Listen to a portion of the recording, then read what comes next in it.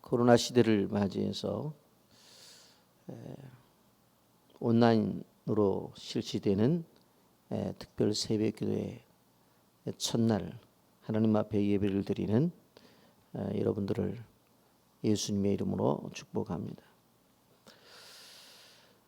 우리가 사는 이 시대를 한마디로 이야기한다고 한다면 어려움 혹은 고통이라고 하는 말로 대변을 할 수 있을 것입니다.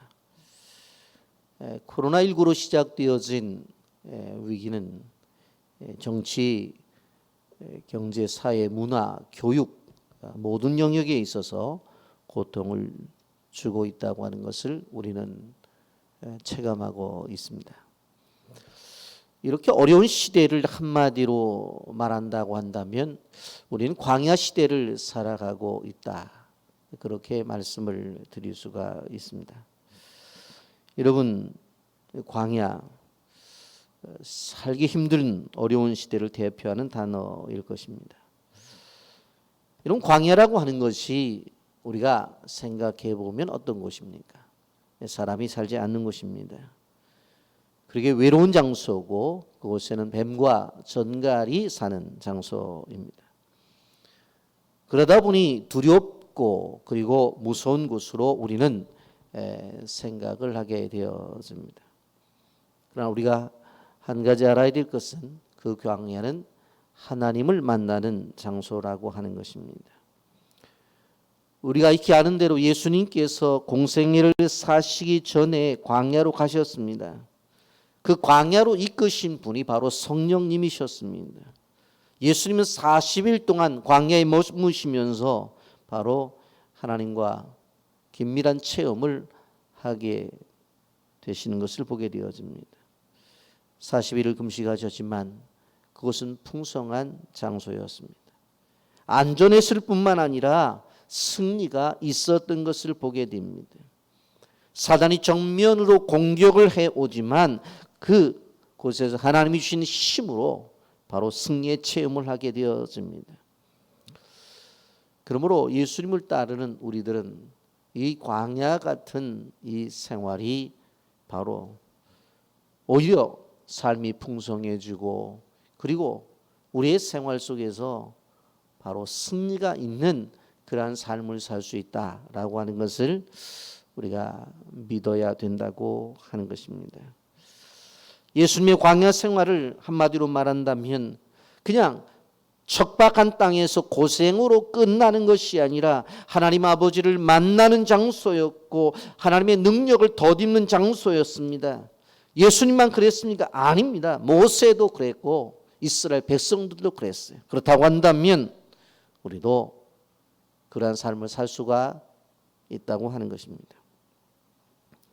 여러분, 이스라엘 민족의 출애굽의 역사는 바로 광야로 나가는 것으로부터 시작이 된다는 것을 알아야 됩니다. 여러분, 모세가 바로에게 애굽에 나가는 것을 허락하라고 말할 때 어디로 가겠다고 그랬어요? 광야로 가겠다고 그랬어요. 출애굽기 5장 1절에 보면 그 후에 모세와 아론이 바로에게 가서 이르되 이스라엘의 하나님 여호와께서 이렇게 말씀하시기를 내 백성을 보내라. 그러면 그들이 광야에서 내 앞에 절기를 지킬 것이나 하셨나이다. 그렇게 말씀해요. 여러분, 이 본문에서 보게 되어지면 광야를 뭐라고 표현하느냐? 내 앞 이렇게 표현하는 것을 볼 수가 있어요. 광야가 다른 장소가 아니라 하나님 앞의 땅이라는 거예요. 여러분, 그렇기 때문에 광야는 하나님을 체험하는 장소고 광야는 하나님의 은혜를 누리는 장소라고 하는 거예요. 이런 출애굽한 이스라엘 백성들이 약 200만 명 이상이 되어지는데 무려 그들이 40년을 그곳에서 생활을 하게 되어집니다. 이 이스라엘 백성들이 바로 그 40년 동안 그 200만 명이 먹고 살아야 된다고 한다면 얼마나 많은 돈이 들었겠어. 그들을 움직여야 된다고 한다면 얼마나 행정적으로 조직적이고 행정력이 있어야 됐겠어요. 그런데 그 광야에서 이스라엘 백성들이 굶어 죽었다는 이야기는 없어요. 그리고 그곳에서 바로 하나님께서 모세에게 장인의 이도로의 조언을 듣게 해서 천부장, 백부장, 50부장, 10부장 하면서 조직을 하잖아요. 그래서 실질적으로 가나안에 갈 때까지 그 움직임이 획일하게 행정적으로 잘 구비되었던 것을 볼 수가 있습니다. 그러므로 우리가 코로나19를 살아가면서 광야와 같다고 이렇게 절규를 하는 것이 아니라 어떻게 해요?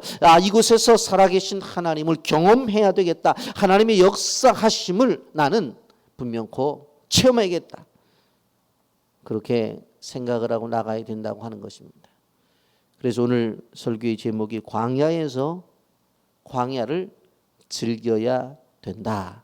그렇게 말씀을 정하고 나누고 있습니다. 여러분, 우리가 광야를 즐기겠다는 생각을 갖고 나가게 되어지면 하나님이 지혜를 주실 거예요. 또한 그런 환경을 주실 거예요. 이번 한 주간의 특별 새벽 기도이지만 이 새벽 기도에 주시는 말씀을 통해서 광야를 어떻게 이겨나가야 되는지, 광야의 생활 속에서 어떻게 우리가 살아가야 되는지를 배우시기를 예수님의 이름으로 축복합니다.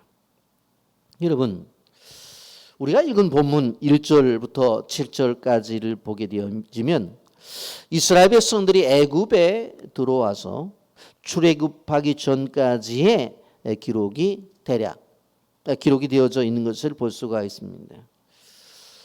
야곱이 자기의 권속들을 데리고 애굽에 왔어요. 여러분, 그 인원이 70명 정도가 되어졌다고 말을 하고 있는데 그 사람들의 대표적인 야곱의 아들들의 이름이 열거되어 있습니다. 그리고 많은 시간이 흘렀어요.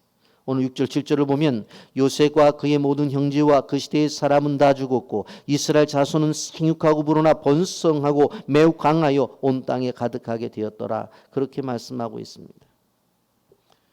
여러분, 하나님께서 아브라함을 부르시고 주신 말씀이에요. 바로 큰 민족을 이루겠다, 장대케 해주시겠다고 말했어요. 그리고 더 나아가서 세계 만민이 복을 받을 것이라고 말씀하셨어요. 그런데 그것은 아브라함에 끝나지 않고 그의 아들 이삭, 계속해서 야곱의 대를 이어 동일한 약속이 이루어지고 있어요. 야곱이란 이름이 이스라엘로 개명이 되어지고 그의 자녀 12명을 기초로 해서 이스라엘의 지파가 형성이 되어집니다. 여러분, 요셉의 두 아들 에브라임과 므낫세가 두 지파를 형성함으로 말미암아 12지파가 형성이 되어지는데 바로 아브라함에게 하신 약속은 이스라엘 민족의 중심에 끊임없이 그 중심의 사상은 흘러가고 있었던 것입니다. 여러분, 바로 그러한 삶을 보게 되어질 때에 어디서 증거를 얻을 수가 있어요? 광야 생활 속에서 그들은 바로 창대해졌다고 분명히 말씀하고 있습니다.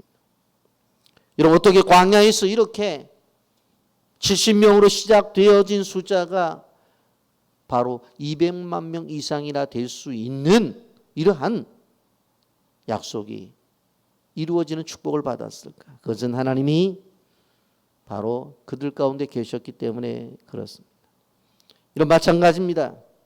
우리도 광야의 생활을 살지만은 하나님이 우리 안에 계신다고 하는 믿음을 갖고 순종하며 나가게 되어지면 이스라엘 백성들의 생육이 중단한 것처럼 번식한 것처럼 장대해졌던 것처럼 우리의 삶도 그렇게 될 수 있다고 하는 거예요. 여러분, 본문 8절 9절을 보십시오. 요셉을 알지 못하는 새 왕이 일어나 애굽을 다스리더니 그가 그 백성에 이르되 이 백성 이스라엘 자손이 우리보다 많고 강하도다.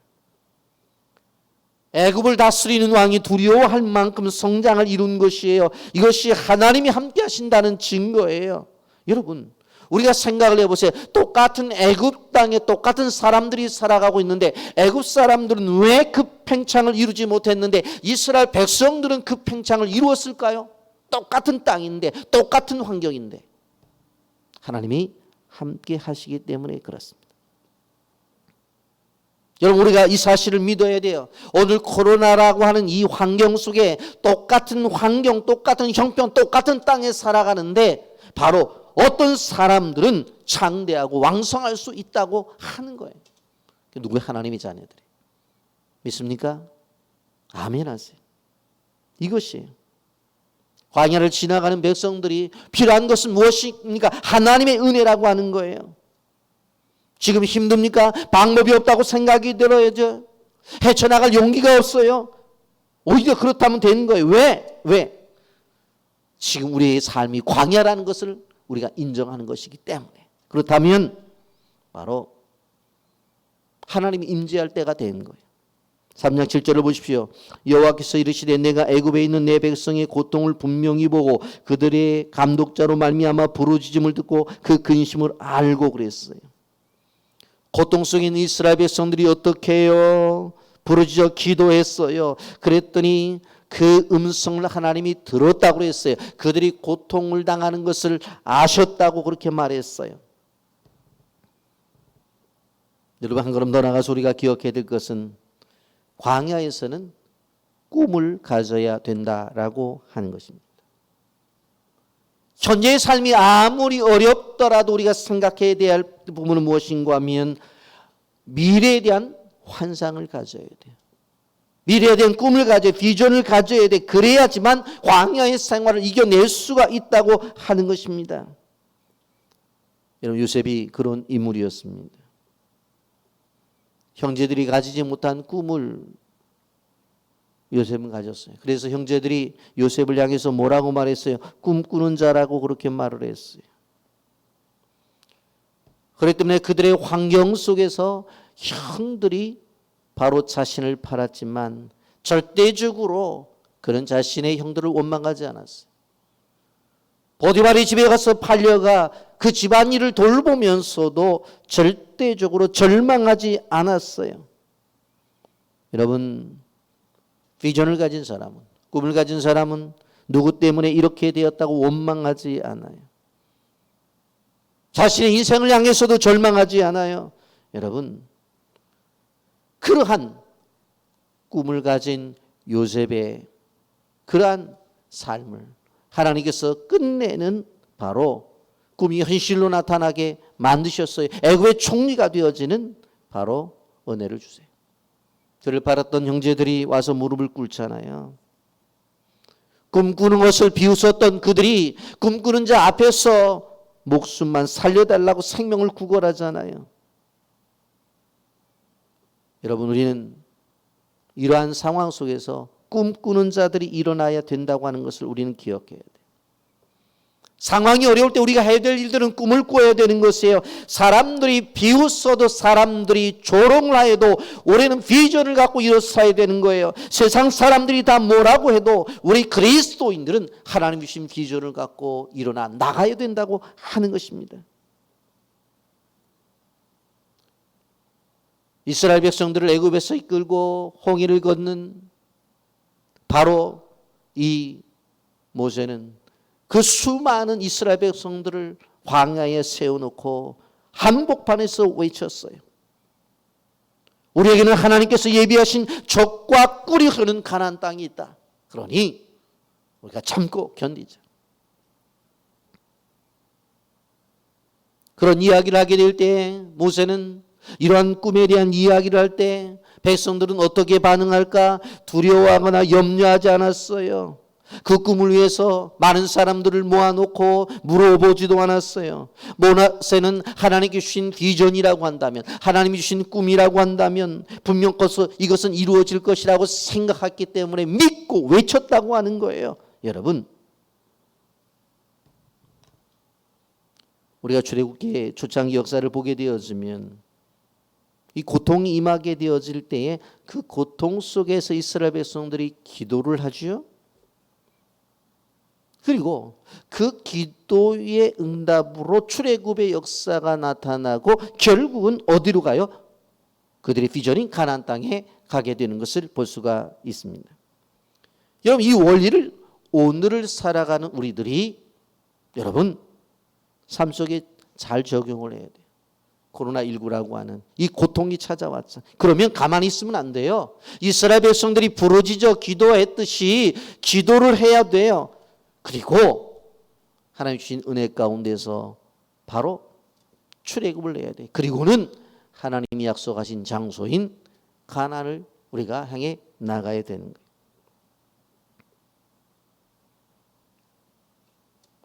그렇기 때문에 우리가 기억해야 될 것은 우리의 삶 속에 그 무엇보다도 바로 비전이 중요하다고 하는 것입니다.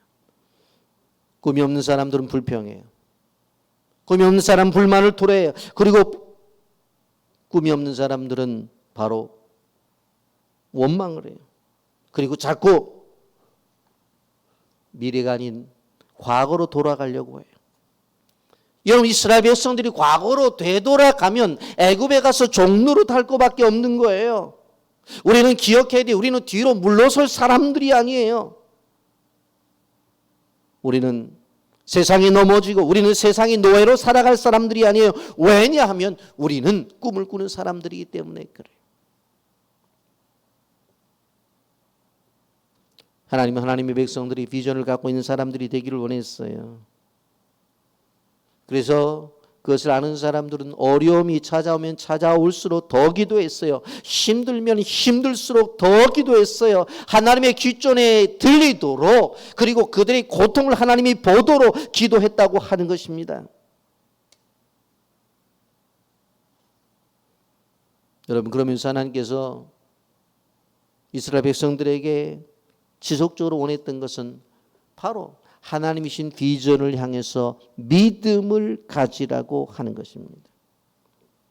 그런데 이러한 비전과 이러한 분명한 꿈을 주셨음에도 불구하고 그것을 믿지 못하고 원망하고 불평하고 비난하던 사람들은 가나안의 문턱도 밟지 못하고 결국은 광야에서 쓰러지고 말았어요.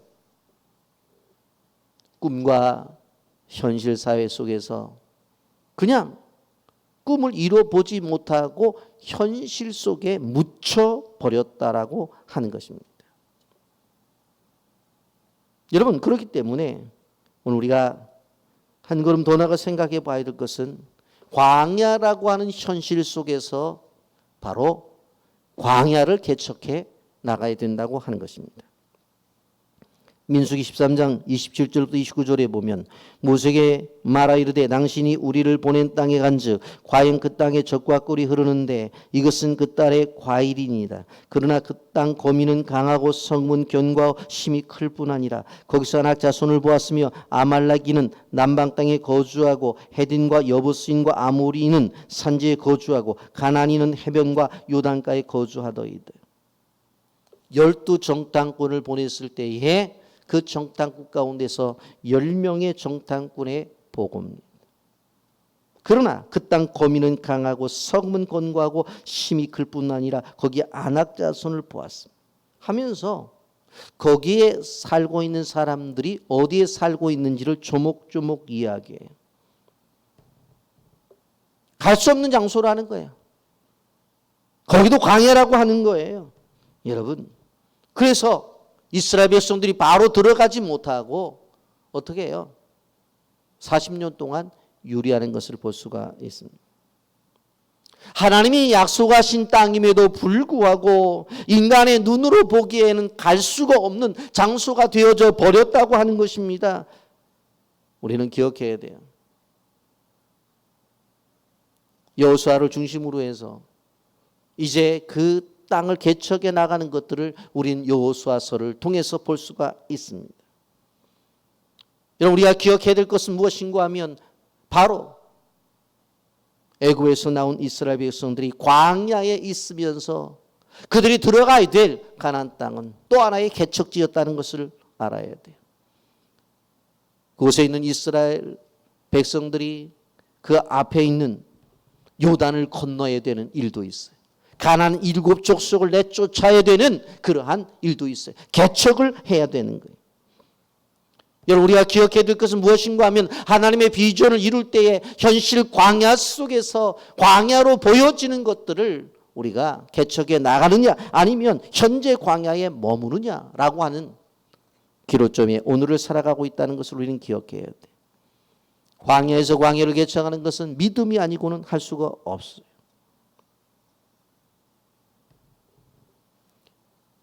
여러분, 이스라엘 백성들은 애굽에 생활하면서 정말로 힘든 생활을 했어요. 12절에 보면 그러나 학대를 받을수록 더욱 번성하여 퍼져나가겠다.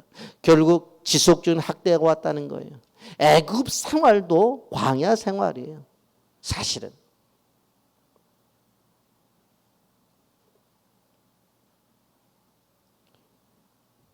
우리가 알아야 될 것은 이러한 광야 시대에 살아가는 우리들이 어떠한 장소에 있든지 간에 하나님은 계시다.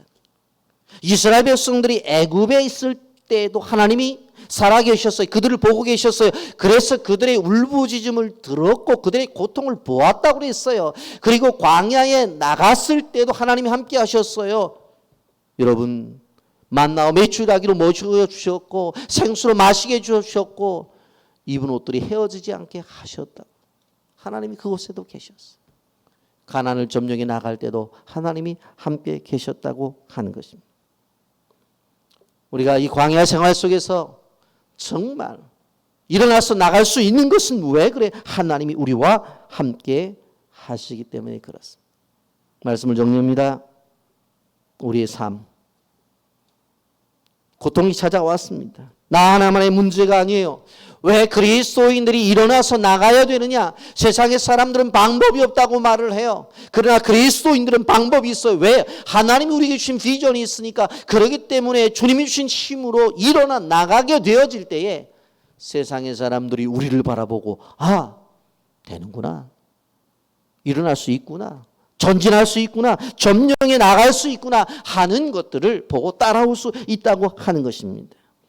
그러기에 이 새벽에 가정에서 일어나 하나님 앞에 특세를 드리는 여러분이 사명이 있다는 사실을 기억해야 돼요.